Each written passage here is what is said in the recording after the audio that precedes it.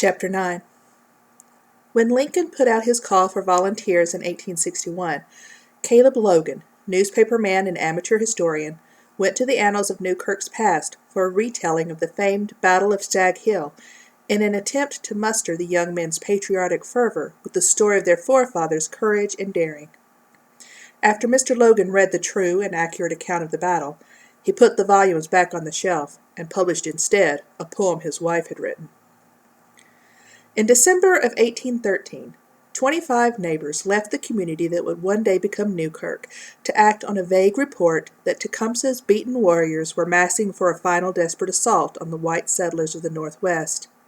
They set out after Elijah Hardy, taking their plow horses out of their stables and forcing them not only to breathe the cold air, but also to pack men loaded down with muskets and ammunition after months of inactivity. They had missed the action in Canada in October that had seen the death of Tecumseh and the surrender of the British, though they had been sure to set aside a William Henry Harrison Day in November. But all the pies and cider in the world couldn't make up for the lack of war stories to be told for the celebration of a military hero. Now that several other communities had banded together to put down this latest Indian threat, the men would be able to say they had done their part. 20 miles out on their journey, however, they turned back after hearing from a similar group of men that the report of an Indian uprising had come out of no greater incident than a pair of drunken half-breed scouts starting a fight outside a tavern. Men with guns and with no one to fight, they rode in sullen silence until they came to a rise about 10 miles from the nearest of their houses. There stood the oldest buck any of them had ever seen. His arthritic joints were so swollen that he made no attempt to move when the men dismounted and aimed all 25 of their muskets at him. There was not enough of him left after they fired to collect pieces for a stew. They'd been able to salvage the antlers, though, and mounted them above the fireplace in the parlor of Hardy Hall. Teague remembered remarking to himself how gaudy those antlers were, and wondering where the Hardys had gotten such a monstrosity, as he sat on Mr. Brighton's back step watching Matthew Hardy drill with the other men in the livery's pasture. The antlers were one of the few things he remembered about the ball nearly 2 weeks before. His memory of the day after, however, was more vivid than he would like. Annalee had searched the doctor's medical books when they got home from the party, and had informed her father of her diagnosis. Dr. Warner took the trouble to question the patient first, which Teague had counted on. The old man was smart, but he was slow to suspect any man of breaking his word, perhaps because he was so careful to keep his own. So when Teague lay in bed covered to his neck the next day, when Warner came to his room, the doctor was prepared to believe his story that he simply had been beginning to feel the illness from which he now suffered. Teague's runny nose, muscle aches, and nausea seemed to confirm that such an illness existed, and he had neglected to take his customary evening, morning, and afternoon pills, so that when Warner checked the case, there were actually 2 extra. When Warner scolded him for not staying on schedule, Teague had said he just didn't feel well enough to get out of bed to take them. Dr. Warner gave him some castor oil to purge his system, and then brought him the afternoon dose of morphine. The illness abated rather quickly after that. Teague later supposed he ought to have thanked the doctor for taking the time to treat him when he had so many more pressing responsibilities on his mind. Warner, like nearly everyone else in Newkirk, thought Morgan was on a straight path to their town, and he was preparing for the attack.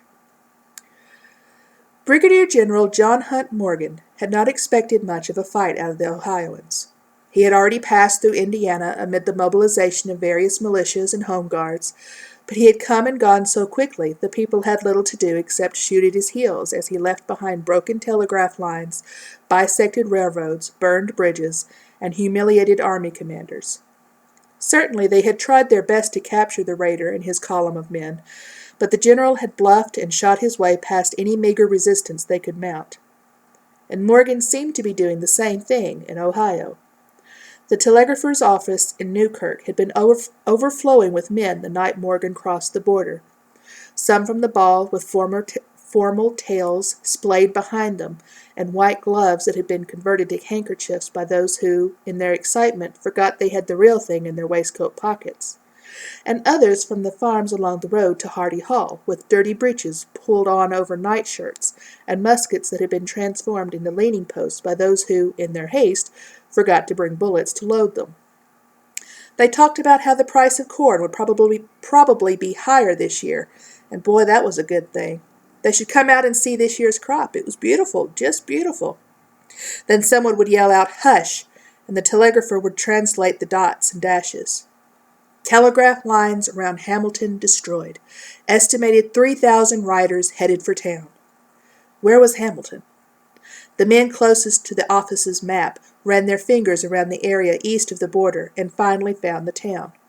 It was just a bit north of Cincinnati. What was Burnside going to do about it? What did they reckon he'd do about it except send soldiers after them? There was no need to get ornery about it. And say, had anybody ever heard what happened to old Mr. Holden? He was supposed to go down Cincinnati way. Well, he never did go. His wife got a fever and pretty near died. They could ask Doc Etheridge there. Yes, Mrs. Holden gave everyone a scare, but she was so determined to get at Mr. Holden for sending her out in the rain in the first place that she came right up out of that bed after just one mustard plaster. It was too bad about their neighbor, Mr. Hunter. Everyone needed to hush again. Cincinnati in panic. Morgan approaching. 4,000 men. What happened to 3,000 men at Hamilton? Maybe they all joined up and were headed south again. Well, maybe Morgan ought to have made up his mind where he was going before he crossed the line. In any event, Cincinnati was swarming with Union troops. Morgan would have a time getting in there. What was that about poor Mr. Hunter? Oh, yes, some people stayed holed up on their own farms and didn't hear about these things. Hunter buried his wife and baby only 3 weeks ago, and wouldn't have anything to do with anyone who came out to give condolences. Well, of all things, he ought to have had a little more respect for people trying to do the right thing by him. He'd always been a bit of an odd one, that Hunter, but did anyone get a look at his corn when they went out there? Just beautiful. Morgan never came near Cincinnati with the 2,000 men he commanded. Instead, he bypassed the city and made history by covering nearly 100 miles in 35 hours. People said they rode 6 abreast, and the column stretched for 2 miles. Then, through Williamsburg, Jackson, and Pomeroy, the numbers kept mounting until most men in Newkirk believed Morgan had 6,000 riders, plundering villages and raping women. A few thought better of it. Teague said that with half of Burnside's army and 50,000 militia after him, Morgan was moving too fast to do much raping. He could not possibly elude capture. Most of the crowd around the telegrapher's office cleared out after the day he said that, but only because they'd had to drill. Morgan wasn't going to rape their women and loot their homes and businesses. Never mind, Newkirk had nothing of strategic value. Teague didn't think much about the past 2 weeks as he watched Matthew Hardy jut his chest out ridiculously far when Mr. Brighton called the company to attention. It had to hurt his back when he marched like that, but no one had bothered to tell him the correct way to stand at attention, probably because no one else knew. Mr. Brighton put his book of Army regulations on the ground and held it open with the toe of his shoe as he demonstrated parade arms. Teague marveled that Brighton would bother learning such a useless command. Brighton was the only person available to serve as drill instructor. He had the loudest voice, anyway. For though the guard had asked Teague more than once to help them, he had refused every time. Now, as he watched the drill, a few of them would glare over at him until their eyes were called front. Good for Brighton. Maintain discipline at all times. Teague had been watching them and receiving their scornful looks for a couple of days now. Morgan was indeed moving north with the men who'd managed to scrape through all the ambushes and garrisons, he wouldn't deny it. But he could not understand why everyone in the town was so certain they would be included in this historical footnote. The Warners were helping Harry Everett clear the most valuable items from his mercantile just in case the renegades who hadn't even the time to sleep would suddenly decide to take the time to stop and steal a plow. They had initially decided to take everything to Oakshade until Annalee convinced them that a big house might be just as tempting a target as a town. Instead, they were now stowing the items in the caves that surrounded Newkirk. Though this family excursion into town was tiresome, it allowed Teague the opportunity to see in action a group that in camp would undoubtedly be called fresh fish. A few of the leaders of the Home Guard had approached him earlier that morning. "Well, do we meet with military approval, Cap?" Brighton had asked. "For what you taught them, I suppose you've done well enough." Brighton started to smile. "But you're wasting their time." Teague nodded to the Army regulations Brighton held. "Those aren't going to help you." Brighton put down the book and sat beside him. "What do you suggest, then?" Teague shrugged. "All I know is you don't want to get close enough to use 'em on Morgan. He'd have his horsemen cutting through you like nothing at all. A defeated man is sometimes the most dangerous."